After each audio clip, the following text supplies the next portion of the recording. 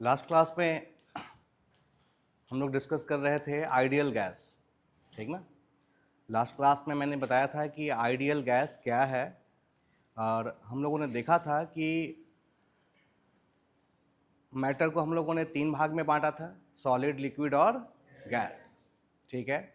और फिर हमने गैस की बात की थी कि गैस वो मैटर था जिसके मॉलिक्यूल्स के बीच की जो दूरी है, जिसको कि हम इंटरमॉलिक्यूलर डिस्टेंस कहते हैं, वो बहुत ही ज़्यादा होती है, और इस कारण उनके बीच जो इंटरमॉलिक्यूलर अंतर आणविक बल होता है, जो फोर्स होता है, वो बहुत ही कम होता है, जिसके कारण गैसेस के जो मॉलिक्यूल्स हैं वो ऑलमोस्ट फ्री होते हैं, और फ्री होने के कारण वो कभी भी सरफेस फॉर्म नहीं कर पाते, ठीक ना। बट ये रियलिटी है, ये रियल में होता है। और हम जो टॉपिक लेके आए हैं वो है आइडियल गैस, यानी गैस के मॉलिक्यूल और आइडियल गैस के मॉलिक्यूल में अगर हम उन दोनों को कंपेयर करें तो पाते हैं कि गैस के मॉलिक्यूल तो ऑलरेडी क्या हैं, दूर दूर। यदि हम उसी गैस को हम आइडियल गैस माने तो ये कब पॉसिबल है, जब गैस के मॉलिक्यूल्स के बीच की दूरी कितनी हो जाए, इनफाइनाइट। क्योंकि रियल गैस के मॉलिक्यूल्स के बीच की दूरी फाइनाइट थी, बहुत ज़्यादा थी। अगर हम उसे आइडियल मानते हैं तो वो दूरी बढ़ के कितनी हो जाएगी, इनफाइनाइट हो जाएगी। जनरली रियल गैस को हम कंप्रेस कर देते हैं, कंप्रेस करने से उसके मॉलिक्यूल्स क्या हो जाते हैं, एक दूसरे के क्लोज आ जाते हैं। इसका एक बहुत अच्छा एग्जांपल है एलपीजी। जिस गैस पे हम लोग खाना बनाते हैं ना, कभी हम सिलेंडर को हिलाकर देखें, वो लिक्विड की तरह आवाज करेगा, क्योंकि है तो वो गैस, बट किस अवस्था में सिलेंडर के अंदर है, लिक्विड।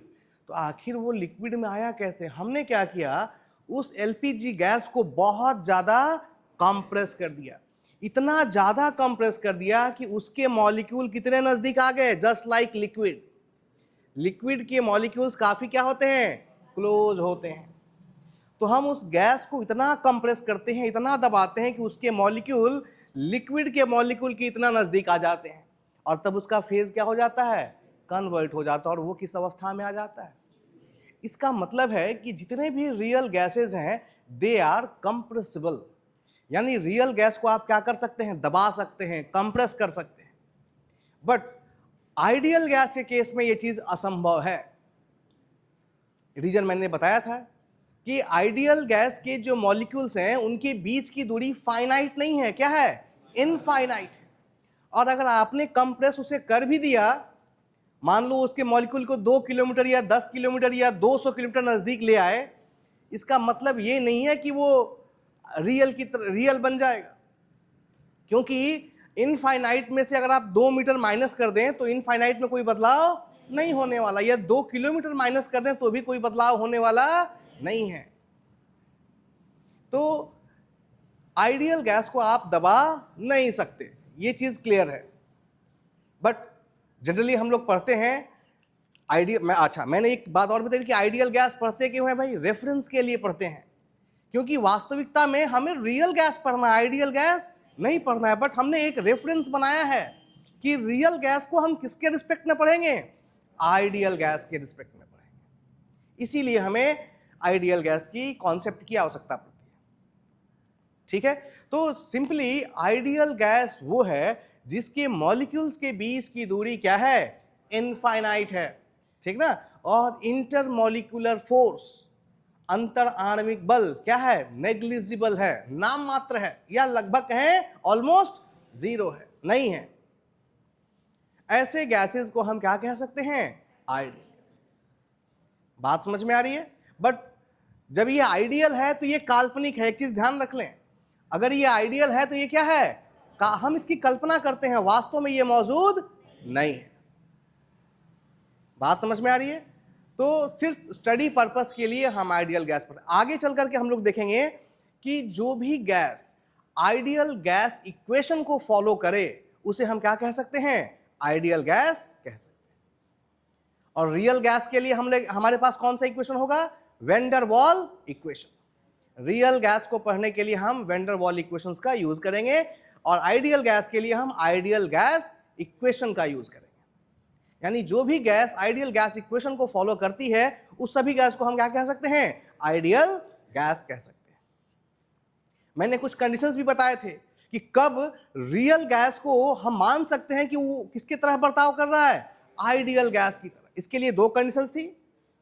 क्या? पहला कंडीशन ये था कि या तो प्रेशर बहुत ही ज्यादा कम हो जाए, under very low pressure molecules के बीच की दूरी क्या हो जाएगी, बढ़ जाएगी। जब उनके ऊपर कोई दबाव नहीं रहेगा तो वो एक दूसरे से क्या जाएंगे, दूर चले जाएंगे। और ये किसकी प्रॉपर्टी है, आइडियल गैस, क्योंकि आइडियल गैस के मॉलिक्यूल्स इनफाइनाइट डिस्टेंस पे हैं। दूसरा कंडीशन क्या था भाई, कि रियल गैस आइडियल गैस बन जाए अंडर वेरी हाई टेम्परेचर। अगर हम टेम्परेचर को बहुत ज्यादा बढ़ा दें तो गैस के मॉलिक्यूल्स के पास एनर्जी की मात्रा बहुत ही ज्यादा आ जाएगी और फिर वो एक दूसरे से क्या होंगे, दूर भागेंगे। जब दूर जाएंगे तो इंटरमोलिकुलर डिस्टेंस बढ़ेगी, अंतर आणविक बल और इंटरमोलिकुलर फोर्स क्या हो जाएगा, जीरो हो जाएगा। और फिर वो रियल गैस किसके तरह बर्ताव करेगी, बट ध्यान रहे बर्ताव करेगी, आइडियल गैस बन नहीं जाएगी। ये बात क्लियर है ना, उसके तरह बर्ताव शुरू कर देगी, बट वो कभी भी आइडियल गैस, क्योंकि आइडियल गैस मौजूद नहीं है, हम सिर्फ उसकी क्या कर रहे हैं, कल्पना करते हैं। बात समझ में आ रही है? तो अब आइडियल गैस के लिए जब हमने आइडियल गैस के विषय में जान लिया है तो आइडियल गैस के लिए कुछ लॉज हैं, जो बेसिक लॉज हैं, जो कि कहीं ना कहीं प्रेशर, वॉल्यूम और टेम्परेचर के बीच रिलेशनशिप को दिखाते हैं आइडियल गैस के लिए। ठीक ना? इसमें तीन तरह के लॉ हैं, Boyle's law, Charles law and Gay Lussac law. ये तीन लॉज हैं और हम लोग देखेंगे कि ये तीनों कहीं ना कहीं आइडियल गैस के लिए प्रेशर, वॉल्यूम और टेम्परेचर के बीच रिलेशनशिप को रिप्रेजेंट करते हैं। जब हम बॉयल्स लॉ पढ़ते हैं तो हम टेम्परेचर को कांस्टेंट रखते हैं, जब हम चार्ल्स लॉ पढ़ते हैं तो हम प्रेशर को कांस्टेंट रखते हैं, और जब हम गैलुसाक लॉ पढ़ते हैं तो हम वॉल्यूम को कांस्टेंट रखते हैं। बात समझ में आ रही है? बाहर मैंने पहले कह रखा है क्लास में नहीं आना है मेरे आने के बाद। फिर से रिक्वेस्ट है, जब क्लास शुरू हो जाए तो नो एंट्री। आपको बाहर जा सकते हैं लेकिन अंदर नहीं आना है। अगर आपको लग रहा है कि मुझे बातें समझ में नहीं आ रही, उठ के बाहर चले जाना है, लेकिन क्लास शुरू होने के बाद डिस्टर्ब नहीं करना है, कोई इनकमिंग आउटगोइंग नहीं। हाँ, क्या बता रहा था मैं? हाँ, चार्ल्स लॉ, ठीक ना? तो हमारे पास तीन लॉ हैं, Boyle's law, Charles law and Gay Lussac. आज हम इन्हीं तीन बेसिक लॉज के बारे में जानेंगे, और जब हम इसके विषय में जान लेंगे उसके बाद हम लोग देखेंगे आइडियल गैस इक्वेशन। आइए भाई समझते हैं बॉयल्स लॉ को। पहले ही हमने डिस्कस किया कि बॉयल्स लॉ किसके लिए है, कांस्टेंट टेम्परेचर के लिए। ठीक है, बॉयल्स लॉ में किस चीज को कांस्टेंट रखना है, टेम्परेचर को हमें कांस्टेंट रखना है। ये चीज हमारे दिमाग में सेट हो जानी चाहिए कि Boyle's law it means temperature is constant. ठीक ना? बॉयल्स लॉ क्या कहता है कि आइडियल गैस के लिए, एकदम आसान भाषा में समझें, आइडियल गैस के लिए यदि हम टेम्परेचर को कांस्टेंट रखें, क्लियर है? आइडियल गैस के लिए यदि हम किसको कांस्टेंट रखें, टेम्परेचर को कांस्टेंट रखें, तो प्रेशर और वॉल्यूम का जो प्रोडक्ट होगा वो हमेशा एक कांस्टेंट होगा। बात समझ में आ रही है? फिर से समझें, आइडियल गैस के लिए यदि हम टेम्परेचर को क्या कर दें, कांस्टेंट रख दें, तो प्रेशर और वॉल्यूम का जो प्रोडक्ट है, P और V का जो प्रोडक्ट है, वो हमेशा किसके बराबर होगा, एक कांस्टेंट के बराबर। दैट इज आइडियल गैस के लिए if temperature is constant, ideal gas के केस में यदि हम टेम्परेचर को कांस्टेंट रखते हैं तब प्रोडक्ट ऑफ प्रेशर तथा volume, product of pressure and ये हमेशा किसके बराबर होगा, it will always be equal to a constant. This law is called Boyle's law.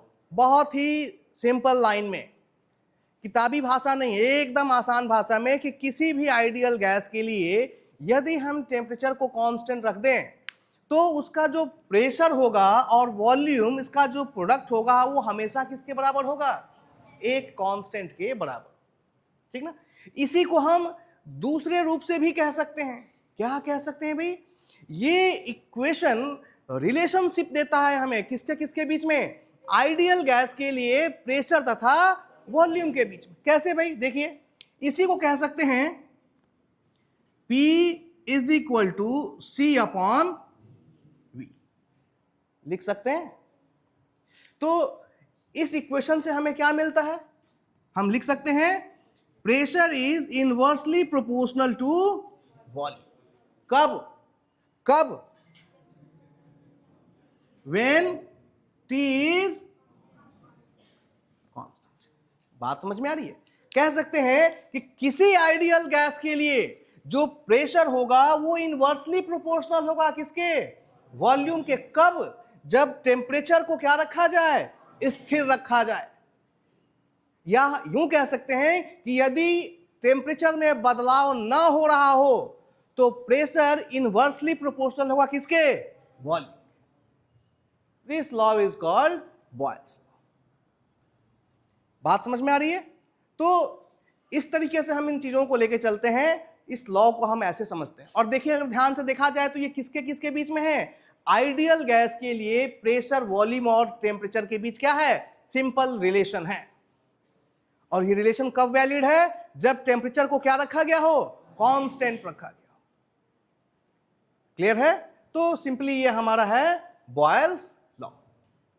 ठीक है? यहां एक चीज और भी सीखने वाली है। वो चीज जाने, अभी तक हम लोग पढ़ते आ रहे थे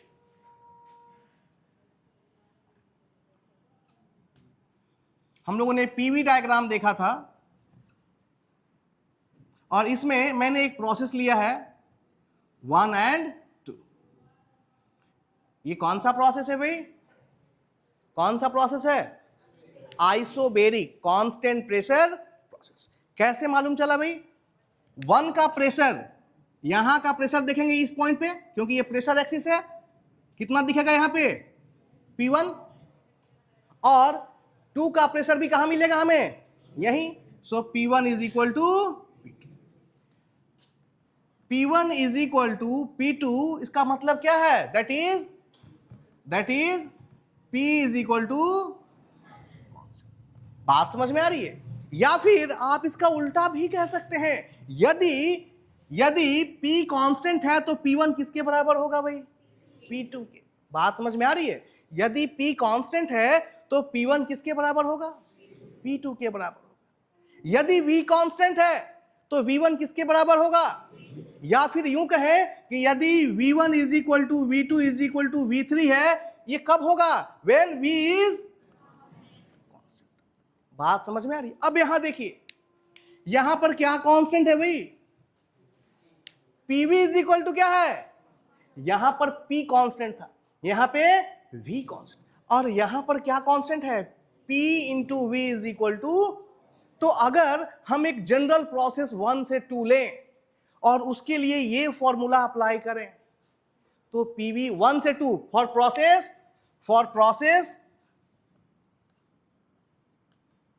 1 to, एक प्रोसेस 1 से 2 लिया और उसके लिए कौन सा फॉर्मूला यूज कर रहे हैं? PV is equal to C। For process 1 से 2 यदि P कांस्टेंट था तो P1 किसके बराबर था? फॉर द प्रोसेस 1 to 2 यदि V कांस्टेंट था तो V1 किसके बराबर था? V2 के। So for the process 1 to 2 यदि PV is equal to constant है, इसका क्या मतलब है बताइए? P1 V1 किसके बराबर होगा? बात समझ में आ रही है?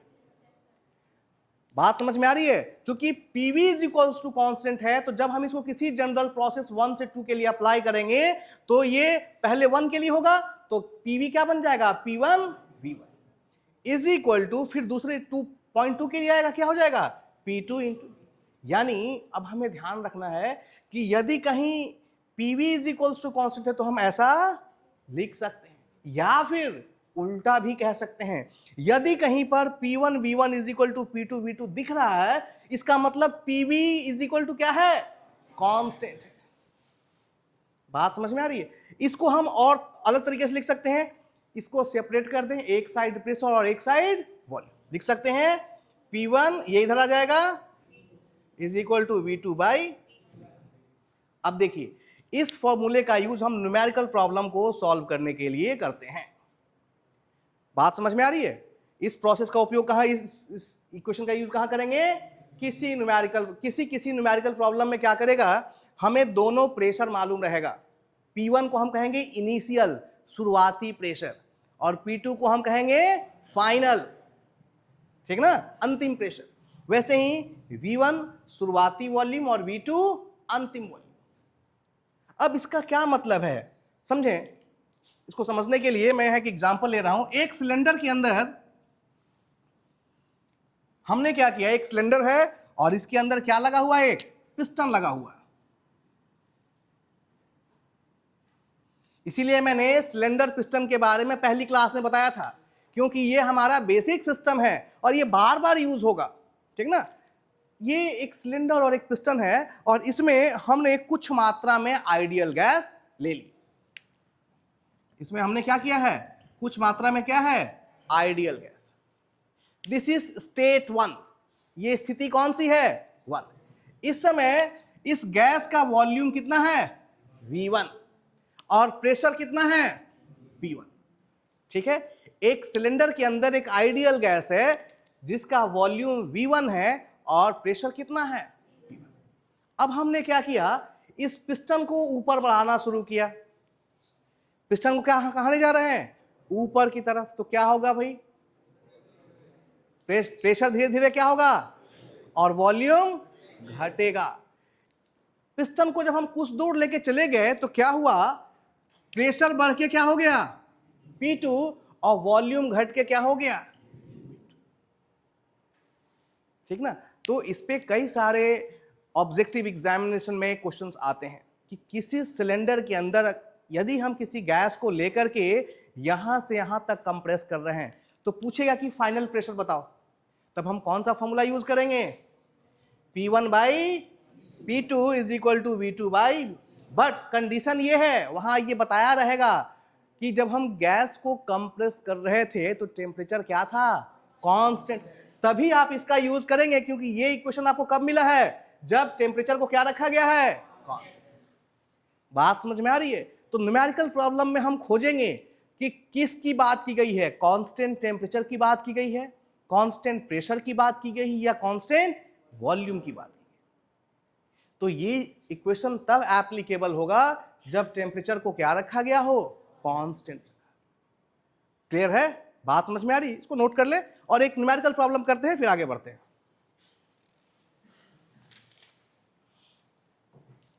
एक क्वेश्चन लिखेंगे आप लोग।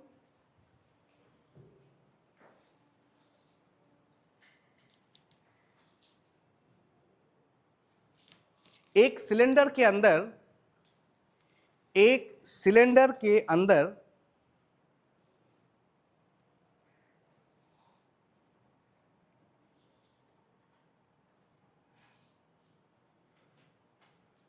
आइडियल गैस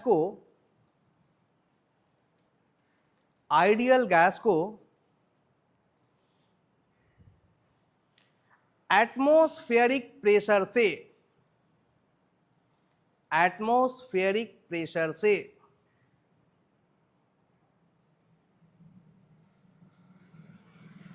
तब तक कंप्रेस किया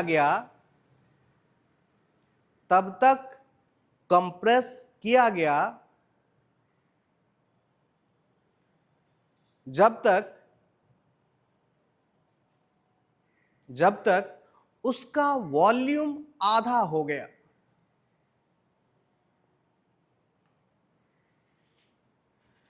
उसका वॉल्यूम आधा हो गया तथा इस दौरान टेम्परेचर को कांस्टेंट रखा गया।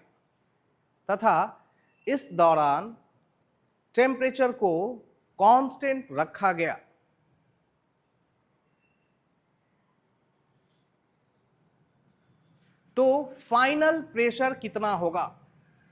तो फाइनल प्रेशर कितना होगा?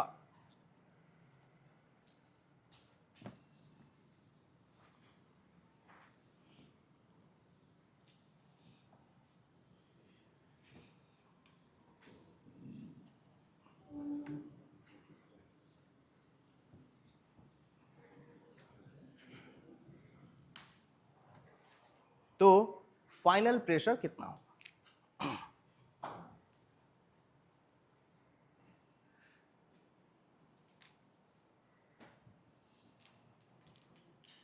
ठीक है, आइए देखें बोर्ड पे। आइडियल गैस दिया गया है क्वेश्चन में, ठीक ना, और शुरुआती प्रेशर क्या दिया गया है? एटमॉस्फेरिक प्रेशर, यानी ये जो वातावरण का प्रेशर है यही क्या है हमारा? शुरुआती प्रेशर है। तो यहां पे लिख सकते हैं हम लोग P1 is equal to 1 atmosphere. शुरुआती प्रेशर किसके बराबर है भाई? एटमॉस्फेरिक प्रेशर के बराबर है। और शुरुआत का वॉल्यूम हमने कितना मान लिया? V1। यहां का वॉल्यूम हो गया V1 और प्रेशर हो गया P1। अब यहां से हम इस गैस को क्या कर रहे हैं? कंप्रेस कर रहे हैं। तब तक कंप्रेस किया जाता है जब तक फाइनल वॉल्यूम क्या हो जाए? आधा हो जाए। यानी शुरुआत में जितना वॉल्यूम था फाइनल वॉल्यूम क्या हो जाए? उसके आधा हो जाए। यानी V2 हो गया हमारा क्या? Final volume. अब ये V2 किसके बराबर होगा? V1/2 के बराबर होगा। क्लियर है? फाइनल वॉल्यूम का इनिशियल वॉल्यूम कितना है? V1, और V1/2 का मतलब फाइनल वॉल्यूम का क्या हो गया? आधा हो गया। तब तक किसको क्या किया गया? कंप्रेस। कह रहा है कि इस स्थिति में किसको चेंज नहीं होने दिया गया? टेम्परेचर को चेंज। तो फाइनल प्रेशर बताए। क्लियर है? अब जब ये कह रहा है कि टेम्परेचर क्या है? कांस्टेंट है, तो ये बात कौन बताता है कि टेम्परेचर कांस्टेंट? कौन सा लॉ? बॉयल्स। तो हम यहां पर क्या यूज करेंगे? बॉयल्स। और फ्रॉम बॉयल्स लॉ हम क्या जानते हैं? PV is equal to when T is constant. तो यहां T कांस्टेंट है, इसका मतलब PV इज इक्वल टू क्या होगा? C होगा। अब अगर हम इस प्रोसेस को 1 और 2 मान रहे हैं तो फॉर 1 to 2 प्रोसेस हम क्या लिख सकते हैं? PV is equal to C था, तो P1 V1 is equal to P2 V2 लिख सकते हैं। अब प्रेशर को एक तरफ और वॉल्यूम को एक तरफ। P1/P2 is equal to V2/V1। ठीक है, अब जरा यहां से देखिए, इस V1 को इधर ले आइए। V2/V1 इज इक्वल टू क्या बचेगा? 1/2। यहां से ये मिल गया हमको। इस V1 को कहां ले आए? इधर। तो इधर कितना बच जाएगा? 1/2। अब V2/V1 की वैल्यू हम यहां पुट कर सकते हैं। V2/V1 की वैल्यू कितनी आई है यहां पे? 1/2। और हमें निकालना क्या है? P2। P2 is the final pressure. तो यहां से P2 कितना हो गया? 2 times of P1। That is P2 is equal to 2 times of atmospheric pressure. बात समझ में आई?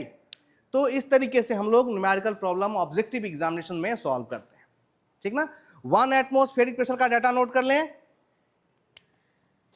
1 atmospheric pressure is equal to 1.01325 bar. ठीक ना? और 101,325 पास्कल। 1 एटमॉस्फेरिक प्रेशर की वैल्यू नोट कर लें। चार्ल्स लॉ, आइए देखते हैं। ध्यान रहे, जैसे ही चार्ल्स लॉ सुने दिमाग में आना चाहिए प्रेशर कांस्टेंट। ठीक ना? अगर चार्ल्स लॉ है तो हमारा प्रेशर क्या है? कांस्टेंट। चार्ल्स लॉ क्या कहता है? बिल्कुल डेफिनेशन लिखते समय जब आप कॉपी में लिखें तो किताब की भाषा ना लिखें, ठीक ना, एकदम अपनी भाषा में लिखें। चार्ल्स लॉ कांस्टेंट प्रेशर के लिए और आइडियल गैस के लिए लिखेंगे, किसी भी आइडियल गैस के लिए यदि हम प्रेशर को कांस्टेंट रखें, ठीक ना, किसी भी आइडियल गैस के लिए यदि प्रेशर कांस्टेंट हो तो वॉल्यूम किसके प्रोपोर्शनल होगा? डायरेक्टली प्रोपोर्शनल टेम्परेचर के, बस, ठीक ना। किसी भी आइडियल गैस के लिए यदि pressure is constant then volume is directly proportional to temperature. That's all. This is the Charles law. किसी भी आइडियल गैस के लिए यदि प्रेशर को कांस्टेंट रखा जाए तो जो वॉल्यूम होगा वो डायरेक्टली प्रोपोर्शनल होगा किसके? टेम्परेचर के। अच्छा, इसको यदि अगर हम और सिंप्लीफाई करें तो क्या लिख सकते हैं बताइए? V अगर इस T को इधर ले आए, V by is equal to क्या बचेगा? कांस्टेंट। प्रोपोर्शनलिटी का साइन हटाएंगे तो कांस्टेंट आएगा। ध्यान दें, यहां से देखिए, V अगर प्रोपोर्शनलिटी का साइन हटा दें तो एक कांस्टेंट आएगा इसके बदले C इंटू T, और अगर T को नीचे ले आए V by T is equal to क्या बचेगा? C। क्लियर है? फिर से यहां फॉर एनी प्रोसेस 1 to 2, यदि किसी प्रोसेस, लिखिए मत, मैंने कहा ना लिखना नहीं है, वीडियोस में रहेगा, क्लास के बाद लिखें। किसी भी प्रोसेस के लिए यदि V बाई टी कॉन्स्टेंट है तो प्रोसेस 1 से 2 के लिए हम क्या लिख सकते हैं? देखिए, इसके पहले के केस में PV is equal to C था, इस बार V by T is equal to क्या है? C है, तो 1 से 2 के लिए क्या लिख सकते हैं? V1 by T1 should must be equal to V2 by, ऐसा। अच्छा, अगर कहीं दिया हुआ है कि V1 by T1 is equal to V2 by T2 तो आप सीधे सीधे क्या लिख सकते हैं? V by T is equal to C लिख सकते हैं। क्लियर है? तो ये है हमारा चार्ल्स लॉ। इसको भी चार्ल्स लॉ कहते हैं, या इसे भी चार्ल्स लॉ कहते हैं, या फिर इसे भी चार्ल्स लॉ कहते हैं। लेकिन इन सब के लिए एक ही कंडीशन है कि प्रेशर क्या होना चाहिए? कांस्टेंट। यदि प्रेशर कांस्टेंट नहीं है तो ये चीज वैलिड। अच्छा, दूसरी चीज, गैस कौन सी होनी चाहिए? Ideal gas. क्लियर है? नोट करें, एक प्रॉब्लम इस पे भी लिखते हैं। प्रॉब्लम लिखेंगे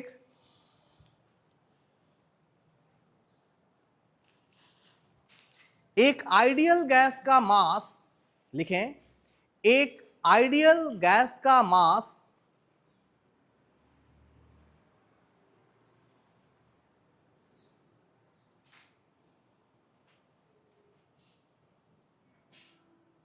सॉरी थोड़ा सा चेंज करें, लिखें एक आइडियल गैस का वॉल्यूम, क्वेश्चन में थोड़ा सा बदलाव है, एक आइडियल गैस का वॉल्यूम 20 डिग्री सेंटीग्रेड पर, 20 डिग्री सेंटीग्रेड टेम्परेचर पर, 20 डिग्री सेंटीग्रेड टेम्परेचर पर 0.75 मीटर क्यूब है। एक आइडियल गैस का वॉल्यूम 20 डिग्री सेंटीग्रेड टेम्परेचर पर कितना है? 0.75 मीटर क्यूब। इस गैस को कांस्टेंट प्रेशर पर हीट करते हुए, इस गैस को कांस्टेंट प्रेशर पर हीट करते हुए यानी गर्म करते हुए 90 डिग्री टेम्परेचर तक ले जाया जाता है।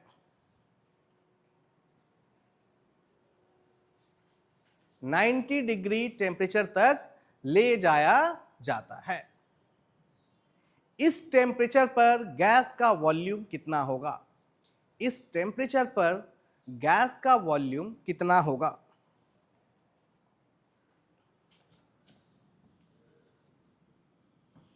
इस टेम्परेचर पर गैस का वॉल्यूम कितना होगा? फैन बंद कीजिए वहां से।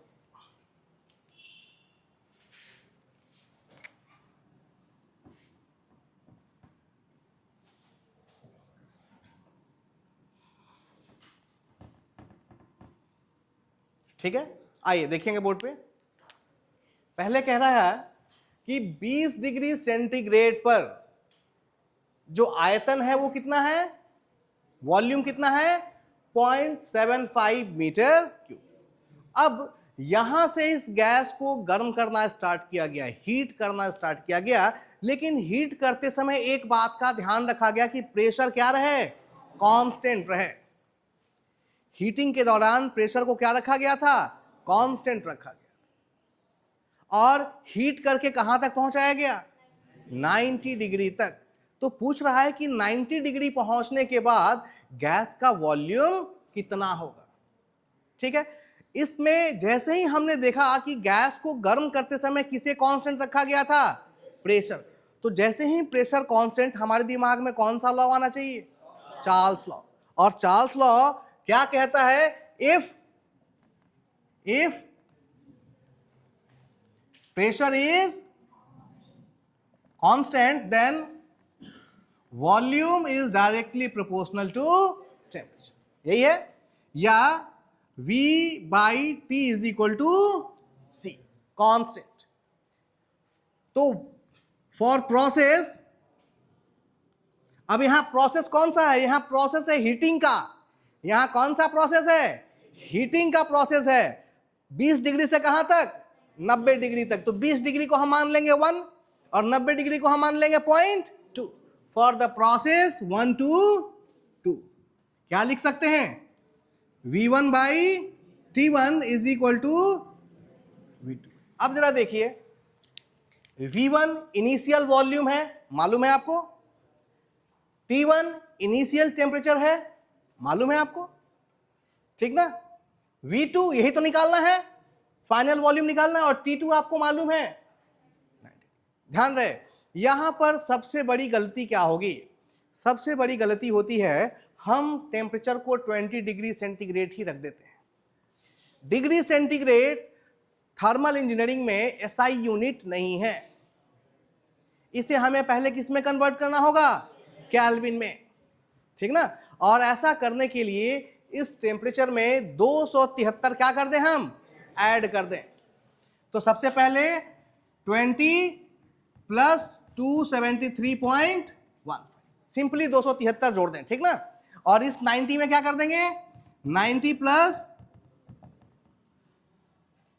अब जो टेम्परेचर आएगा वो किस में आएगा, केल्विन में।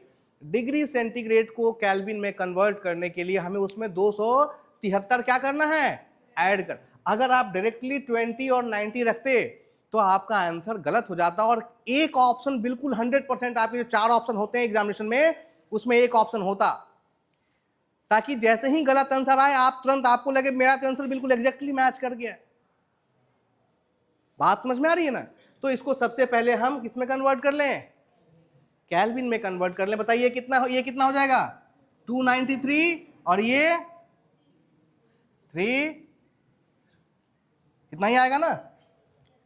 तो V1 हो गया 0.75, T1 हो गया 293, V2 निकालना है, और T2 कितना है 363। यहां से V2 फाइंड करके बताइए कितना आ रहा है, V2 बताइए।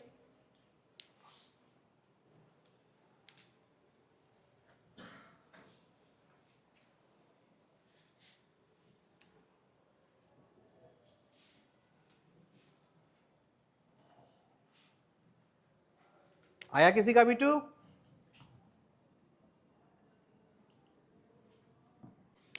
बिल्कुल चार्ल्स लॉ की तरह ही गैलुसाक लॉ है, और ये किसके लिए है भाई, ये किसके लिए है, कांस्टेंट वॉल्यूम।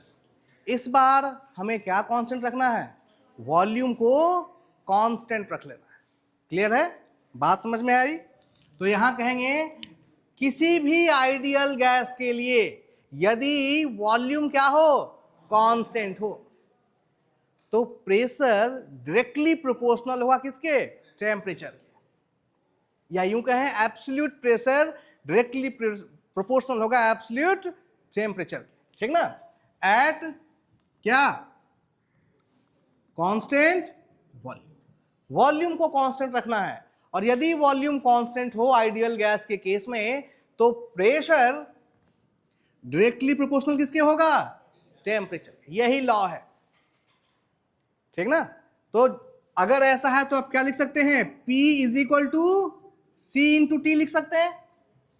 प्रोपोर्शनलिटी को हटाएंगे तो उसके बदले क्या आएगा, कांस्टेंट, और P by T is equal to, so for any process, यदि P बाई टी कॉन्स्टेंट है तो आप क्या लिख सकते हैं, P1 by T1 is equal to P2 by T2। तो आप इसे भी गैलुसाक लॉ कह सकते हैं, इसे भी गैलुसाक लॉ कह सकते हैं, और इसे भी गैलुसाक। एकदम सिंपल भाषा में, किसी भी आइडियल गैस के लिए यदि वॉल्यूम को कांस्टेंट रखा जाए तो प्रेशर डायरेक्टली प्रोपोर्शनल होगा किसके, टेम्परेचर। दिस इज गैलुसाक, नोट कर लें। देखते हैं हम लोग आइडियल गैस इक्वेशन, ठीक ना। आइडियल गैस इक्वेशन को निकालने के लिए हम लोग दो बेसिक लॉज का यूज करते हैं, एक है चार्ल्स लॉ और दूसरा है बॉयल्स। चार्ल्स लॉ के दौरान क्या कांस्टेंट रखा गया था, प्रेशर, और बॉयल्स लॉ के दौरान क्या कांस्टेंट रखा गया था, टेम्परेचर, ठीक ना। अगर प्रोसेस के दौरान प्रेशर कांस्टेंट है तो प्रोसेस क्या था, आइसोबेरिक, क्लियर है। यदि प्रोसेस के दौरान प्रेशर कांस्टेंट है तो प्रोसेस कौन सा होगा, आइसोबेरिक, और यदि प्रोसेस के दौरान टेम्परेचर कांस्टेंट हो तो कौन सा प्रोसेस, आइसोथर्मल। हमने पीवी डायग्राम के ऊपर सीखा है कि जो हमारे बेसिक प्रोसेस हैं, आइसोबेरिक, आइसोकोरिक, आइसोथर्मल, उनको कैसे ड्रॉ किया जाए। तो यहां पर 1 से 2, 1 to 2 डैश, हमने कौन सा प्रोसेस लिया है, आइसोबेरिक, और 2 डैश टू 2 कौन सा प्रोसेस लिया है, isothermal. Constant curve line, PV diagram के ऊपर कर्व लाइन किसका मिलता था, आइसोथर्मल। पिछले क्लासेस में देख सकते हैं, वीडियोस अवेलेबल है, ठीक ना। तो ये P इज इक्वल टू सी है, 1 से 2 डैश क्या दिखा रहा है, प्रेशर कांस्टेंट, और 2 डैश से 2 इस दौरान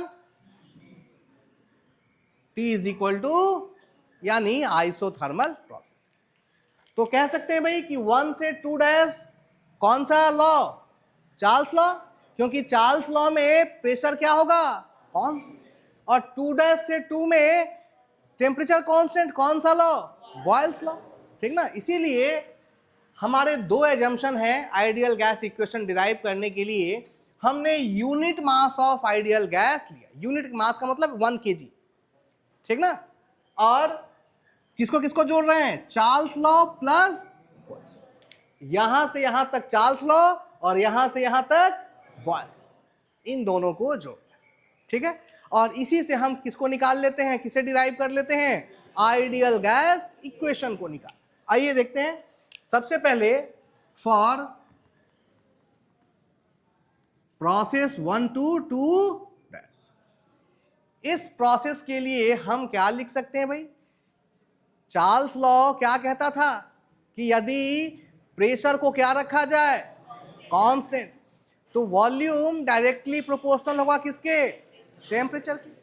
लिख सकते हैं V is directly proportional to temperature, ठीक है, that is V by T is equal to C, clear है। सो यदि इस फॉर्मूले को हम किसके लिए यूज करें, 1 to 2 डैश, तो क्या लिखेंगे भाई बताइए, V1 by T1 is equal to V2 dash, V2 dash by T2 dash, लिख सकते हैं, क्लियर है ना।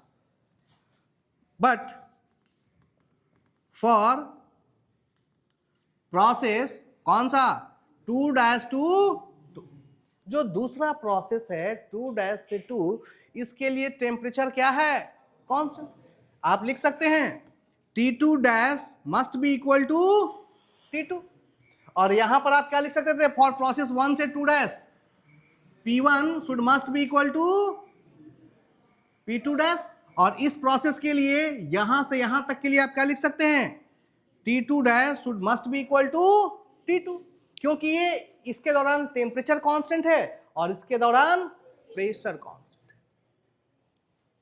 बात समझ में आ रही है? अब जरा देखें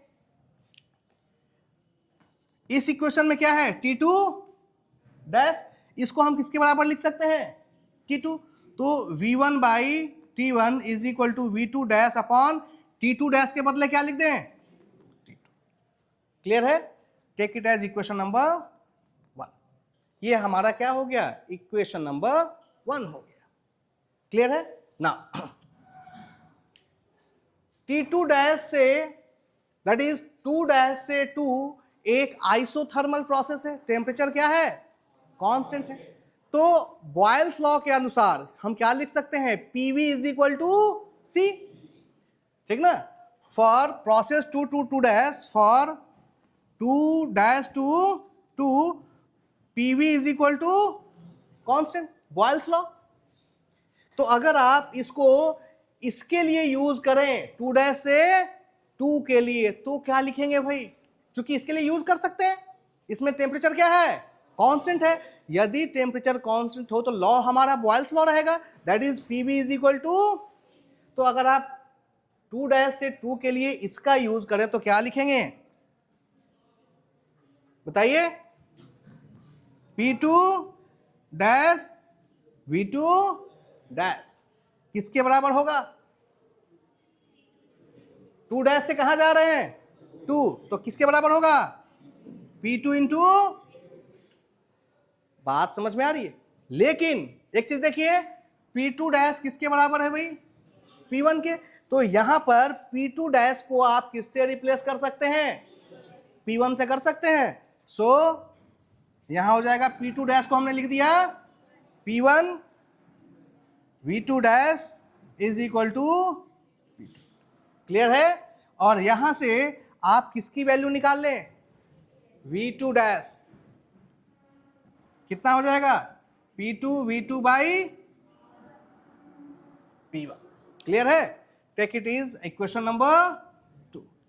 ये है हमारा 1 और ये है हमारा, यहां लिख सकते हैं हम लोग फ्रॉम 1 एंड 2। 2 में जो V2 डैश की वैल्यू है उसको हम 1 में लाकर रख सकते हैं, तो यहां क्या बचेगा V1 by T1 is equal to V2 dash के जगह लिख सकते हैं P2 V2 अपॉन P1 और नीचे क्या है T2। क्लियर है? दैट इज आप सेपरेट कीजिए 1 वाले को एक साइड और 2 वाले को, तो ये आ जाएगा P1 V1 by is equal to. अब जरा इसको देख के दिमाग में कुछ कोई बात आ रही है, P1 V1 by T1 is equal to P2 V2 by T2, इसको देख के दिमाग में कोई बात आ रही है?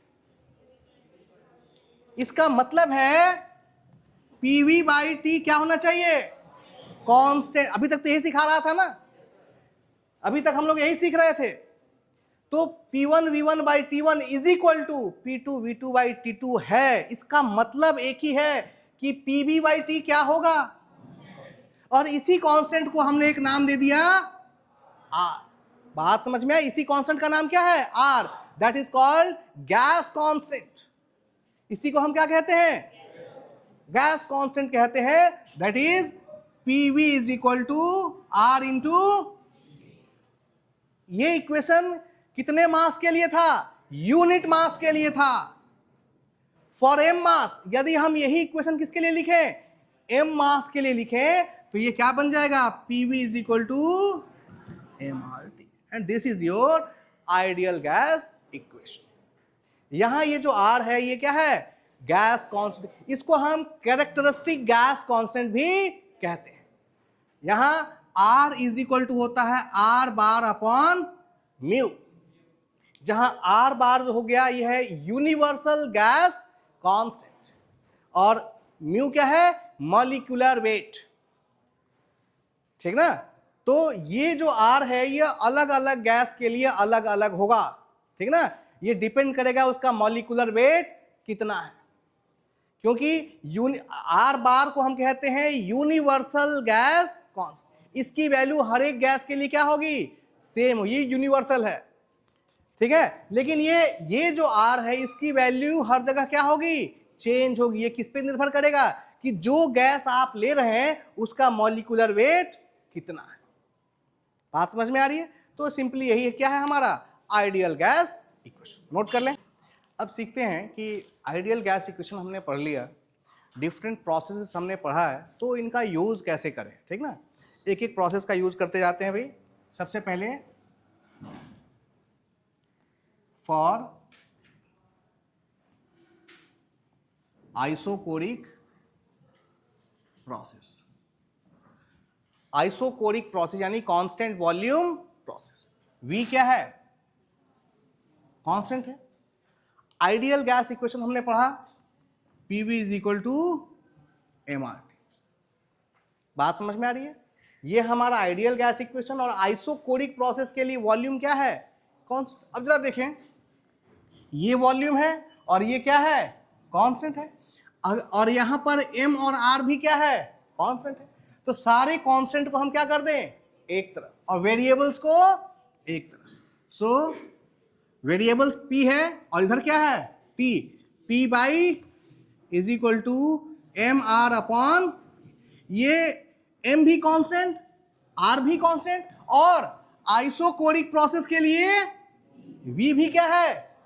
तो इन सब के बदले हम क्या लिख सकते हैं, तो आइसोकोरिक प्रोसेस के लिए P upon P is equal to क्या आ गया, C। बात समझ में आ रही है। तो हम लिख सकते हैं यहां से P1 by T1 is equal to किसके लिए, isochoric process and ideal gas. Clear है। सेकेंड, फॉर आइसोबेरिक प्रोसेस क्या लिख सकते हैं भाई, P कांस्टेंट, और ideal gas equation PV is equal to, फिर से वेरिएबल को एक तरफ और कांस्टेंट को एक तरफ। तो यहां वेरिएबल हो गया V upon T is equal to MR upon P। अब ये पूरा का पूरा टर्म क्या है, इसके बदले क्या लिख देंगे, C। तो V by T is equal to C, that is V1 by T1 is equal to V2 by. बात समझ में आ रही है। तीसरा कौन सा प्रोसेस, फॉर आइसोथर्मल प्रोसेस क्या होगा, T is equal to constant, और ideal gas equation PV is equal to MR। इधर उधर करने की आवश्यकता नहीं है, राइट हैंड साइड में M कांस्टेंट है, R कांस्टेंट है, और आइसोथर्मल के लिए T भी क्या है। तो ये सारा टर्म क्या हो गया, इसके बदले में C, that is PV is equal to C, और P1 V1 is equal to, और P1 by P2 is equal to V2 by. This is for isothermal. But ये तो बेसिक चीजें थी। ये जो हमने रिलेशन डिराइव किया बेसिकली एडियाबैटिक प्रोसेस के लिए किया है। ये रिलेशन सबसे ज्यादा इंपॉर्टेंट किसके लिए है, एडियाबैटिक प्रोसेस। ये बेसिक प्रोसेस है, आगे जब हम स्टडी करेंगे और तो सबसे ज्यादा यूज किसका होगा, एडियाबैटिक प्रोसेस का होगा। तो उसके लिए आइडियल गैस के साथ क्या रिलेशन है ये हमें सीखना है। ठीक, वापस आते हैं। हम लोग एडियाबैटिक प्रोसेस देख रहे थे और हमें यहाँ 3 रिलेशन निकालना है। सबसे पहला प्रेशर और वॉल्यूम के बीच, दूसरा प्रेशर और टेम्परेचर के बीच, और तीसरा वॉल्यूम तथा टेम्परेचर। कैसे करना है देखते हैं। सबसे पहले relation between pressure and volume, किसके लिए, एडियाबैटिक प्रोसेस के लिए, जब आप आइडियल गैस का उपयोग करेंगे तब। ठीक ना। आइए, अच्छा, एडियाबैटिक प्रोसेस के लिए आप जानते हैं D Q is equal to 0। यानी ऐसा प्रोसेस जिसमें किसी भी तरह के हीट का ट्रांसफर संभव ना हो, उस प्रोसेस को ही हम लोग क्या कहते हैं, एडियाबैटिक कहते हैं। आई और बेसिक इक्वेशन क्या है भाई, कौन बताएगा? PV to the power gamma is equal to C. तो एडियाबैटिक प्रोसेस के लिए PV to the power gamma is equal to C. For process 1 to, किसी भी जनरल प्रोसेस 1 से 2 के लिए जब आप इसका यूज करेंगे तो क्या लिखेंगे बताइए? सबसे पहले पॉइंट 1 के लिए लिखेंगे तो ये क्या बन जाएगा, P1 V1 to the power is equal to, अब 2 के लिए लिखिए P2, लिख सकते हैं प्रेशर को एक तरफ और वॉल्यूम को एक तरफ, P1 by is equal to, this is the relation between pressure and volume, किसके लिए, एडियाबैटिक प्रोसेस। क्लियर है? नेक्स्ट हम लोग देखते हैं, फिर आप लोग बाद में वीडियो से नोट कर लीजिए, कोई दिक्कत नहीं है, ठीक ना, समय कम है। सेकेंड रिलेशन आपका आएगा प्रेशर एंड टेम्परेचर, किसके लिए भाई, एडियाबैटिक प्रोसेस। हमारा जनरल इक्वेशन क्या है भाई एडियाबैटिक के लिए, PV to the power gamma is equal to C. अब हमें जो रिलेशन चाहिए वो किसके किसके बीच चाहिए, प्रेशर एंड, तो वॉल्यूम को इसमें से क्या करना पड़ेगा, हटाना पड़ेगा, निकाल के बाहर करना होगा। तो कैसे करेंगे भाई, इसके लिए यूज करेंगे ideal gas equation. Ideal gas equation क्या था भैया, पीवी इज इक्वल टू, बात समझ में आ रही है? अब यहां से हम क्या कर लें, हमको यहां से वॉल्यूम को रिमूव करना है, तो वॉल्यूम को दूसरे के टर्म में लिख सकते हैं। क्या लिख सकते हैं भाई, देखिए यहां से V इज इक्वल टू क्या लिख सकते हैं, MRT अपॉन P लिख सकते हैं, ठीक ना। अब देखिए M कांस्टेंट है, R भी कांस्टेंट है, इन दोनों के बदले हम लिख सकते हैं C, साथ में T अपॉन P लिख सकते हैं। अब V को हम ये लिखेंगे, क्यों भाई, क्योंकि हमें रिलेशन प्रेशर और टेम्परेचर के बीच चाहिए, वॉल्यूम नहीं चाहिए हमें, तो वॉल्यूम को हम इनके टर्म में पुट कर देंगे, ठीक है।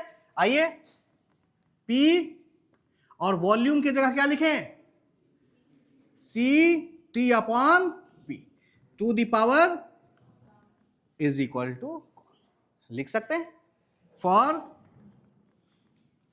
एनी 1 टू, किसी प्रोसेस 1 से 2 के लिए। अब क्या हो जाएगा, अच्छा इसको थोड़ा सा ऐसे भी कर सकते, एक स्टेप और आगे अगर बढ़ाएं हम तो जरा देखिए, यह जाएगा P और यहां C का पावर कितना हो जाएगा, इसको हम इस C के नीचे क्या कर दें, भेज दें, तो C अपॉन C का पावर गामा रहेगा क्या, C ही, कांस्टेंट अपॉन कांस्टेंट का पावर गामा हमेशा क्या रहेगा, एक कांस्टेंट ही रहेगा। तो ये इसका काम खत्म हो गया, इधर ज्यों का त्यों C रह जाएगा, ठीक ना, into T to the power gamma into P to the power minus gamma. जब P को ऊपर जाएगा तो पावर कितना हो जाएगा, minus gamma is equal to C। Clear है? इस लाइन को अभी नहीं लिखेंगे, इसको हटाइए यहां से, C to the power gamma P to the power minus gamma is equal to C। अगर आप इसको और सिंप्लीफाई करें तो P बेस सेम है तो पावर क्या हो जाएगा, ऐड हो जाएगा। P का पावर 1 है और P का पावर माइनस गामा, तो क्या हो जाएगा, P to the power 1 minus gamma, ठीक है, into T to the power gamma is equal to C। Clear है? अब लिखेंगे फॉर एनी 1 टू, क्या हो जाएगा भाई बताइए, बताइए, P1 to the power 1 minus into T1 to the power gamma is equal to P2 to the power into T2 to the power, लिख सकते हैं। क्लियर है? आप प्रेशर को एक तरफ और टेम्परेचर को एक तरफ, दैट इज, जरा ध्यान से देखिए, T1 by T2 to the power gamma is equal to P2 by P1 to the power 1 minus. अब जरा ध्यान से देखें, गामा की वैल्यू कितनी होती है भाई? 1.41। तो 1 माइनस 1.41 तो नेगेटिव वैल्यू आ जाएगी। सही करने के लिए क्या करें? पलट दे, तो ये बन जाएगा, बताइए, P1 by to the power, clear है? हमने कुछ नहीं किया, इसको पलट दिया तो ये 1 माइनस गामा था, तो ये क्या हो गया? Gamma minus 1। फाइनली आपका रिलेशन आ गया, T1 by T2 is equal to P1 by to the power gamma minus 1, और ये गामा कहां आ जाएगा? बात समझ में आ रही है? This is the relationship between temperature and pressure. किसके लिए? For adiabatic process. क्लियर है? नोट कर लें। वापस आते हैं, हमें किसे हटाना है भाई? यहां से प्रेशर, तभी तो हमें वॉल्यूम और टेम्परेचर के बीच क्या मिलेगा? रिलेशन। तो प्रेशर को हटाने के लिए फिर हम यहां आएंगे, आइडियल गैस इक्वेशन, और यहां से प्रेशर को वॉल्यूम और टेम्परेचर के टर्म में लिख लेंगे। कैसे लिखेंगे भाई? P is equal to mRT upon V। Clear है? इस mR को क्या लिख सकते हैं? CT upon V। अब प्रेशर को हम टेम्परेचर और वॉल्यूम के टर्म में लिख सकते हैं। आइए यहां पे प्रेशर को लिख रहे हैं CT upon V into V to the power is equal to, अब देखिए इस कांस्टेंट को फिर से इस कांस्टेंट के नीचे लेके आ जाएंगे, तो कांस्टेंट बटा कांस्टेंट क्या हो जाएगा भाई? कांस्टेंट ही रहेगा। ऐसा नहीं कि काट के 1 कर देना है, कांस्टेंट बटा constant is always a constant, ठीक ना? तो बचा क्या यहां पे? T, और ये V का पावर ऊपर जाएगा तो क्या हो जाएगा? और यहां पे है V to the power is equal to, again इन दोनों का बेस सेम है तो पावर क्या हो जाएगा? ऐड हो जाएगा, T into V to the power gamma minus is equal to, clear है? अब फिर से क्या कर देंगे? फॉर एनी,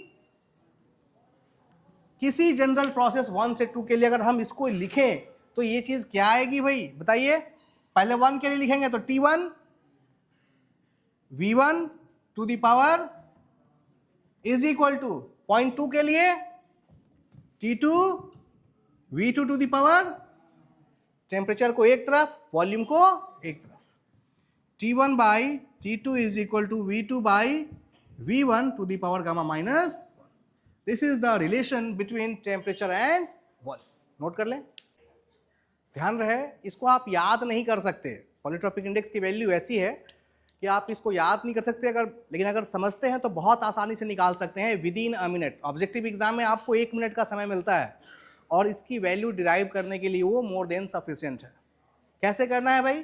कैसे फाइंड आउट करना है, ये सीखते हैं। सबसे पहले पॉलीट्रॉपिक इंडेक्स की बात हो रही है तो इसके लिए हमें जनरल इक्वेशन किसका लिखना होगा? Polytropic process.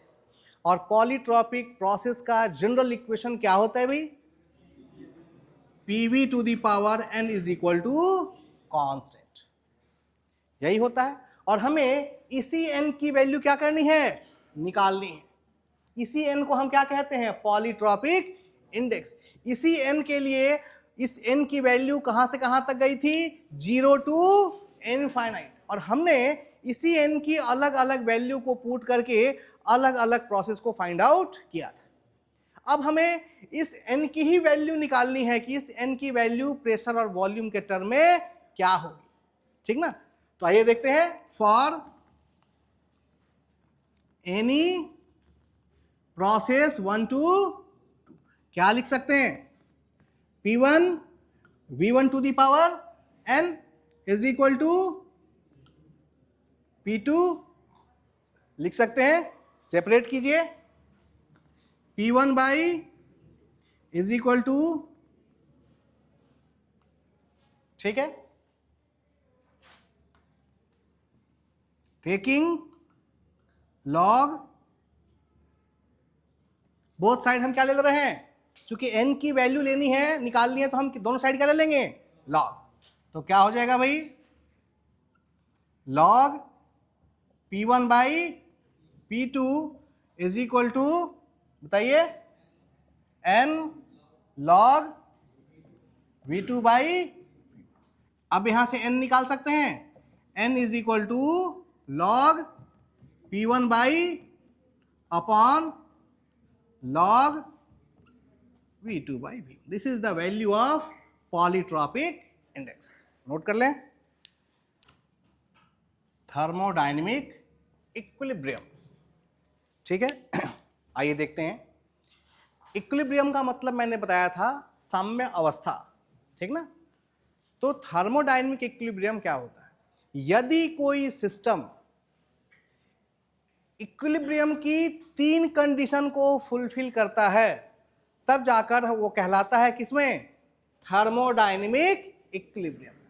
ठीक है, यदि कोई सिस्टम इक्विलिब्रियम की कितनी कंडीशंस, 3, और वो 3 कंडीशन क्या है भाई, सबसे पहला है मैकेनिकल इक्विलिब्रियम, मैकेनिकल इक्विलिब्रियम। दूसरा कंडीशन है केमिकल इक्विलिब्रियम, और तीसरा है thermal equilibrium.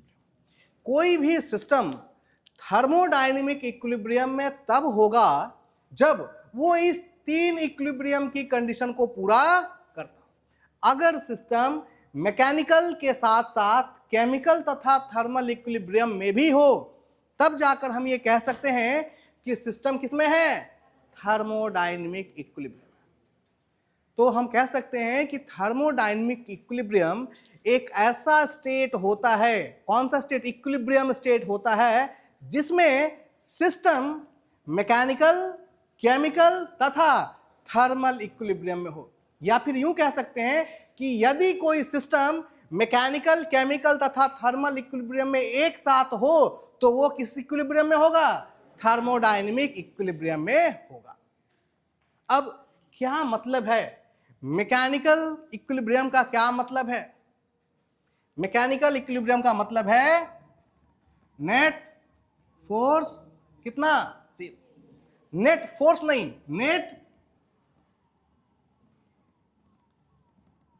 Net unbalance force. कोई भी अनबैलेंस फोर्स नहीं होना चाहिए, तब वो सिस्टम किस इक्विलिब्रियम में होगा, मैकेनिकल इक्विलिब्रियम में होगा। केमिकल इक्विलिब्रियम का मतलब है नो केमिकल, किसी भी तरह का केमिकल रिएक्शन नहीं होना चाहिए। अगर केमिकल रिएक्शन बिल्कुल रुका हुआ है, स्टॉप है, तो किस इक्विलिब्रियम में होगा भाई, केमिकल इक्विलिब्रियम। और थर्मल इक्विलिब्रियम का क्या मतलब है, सेम टेम्परेचर स्टेट, टेम्परेचर में कोई चेंज ना हो। टेम्परेचर दोनों ही चीज का टेम्परेचर क्या होना चाहिए, समान होना चाहिए, यानी सिस्टम और सराउंडिंग का टेम्परेचर क्या हो जाए, इक्वल हो जाए, तब वो दोनों किस इक्विलिब्रियम में होंगे, थर्मल इक्विलिब्रियम में होंगे। और जब ये तीनों इक्विलिब्रियम की कंडीशन फुलफिल होगी, तो हम कह सकते हैं कि कोई सिस्टम अपने सराउंडिंग के साथ किस स्टेट में है, थर्मोडायनेमिक इक्विलिब्रियम स्टेट में है। बात समझ में आ रही है। तो ये आपका फर्स्ट यूनिट था, बेसिक कॉन्सेप्ट, जिसमें हम लोगों ने ABCD सीखा है, ठीक है ना। अगला जो चैप्टर हम लोग स्टार्ट करेंगे वो होगी एनर्जी की, ठीक है। और हमने पहले क्लास में ही डिस्कस किया था कि पूरे थर्मोडायनेमिक्स में एनर्जी के रूप में हम सिर्फ 2 लोगों को जानते हैं, हीट एंड वर्क। यानी अगले चैप्टर में हम हीट के विषय में जानेंगे और वर्क के विषय में जानेंगे, और साथ ही जानेंगे जो हमने अलग अलग प्रोसेस पढ़ा, ठीक ना। अलग अलग हमने कितने सिस्टम पढ़े, 3, और प्रोसेस कितने बेसिक पढ़े, 3। तो अलग अलग सिस्टम के लिए, अलग अलग प्रोसेस के लिए हीट निकालेंगे और वर्क निकालेंगे।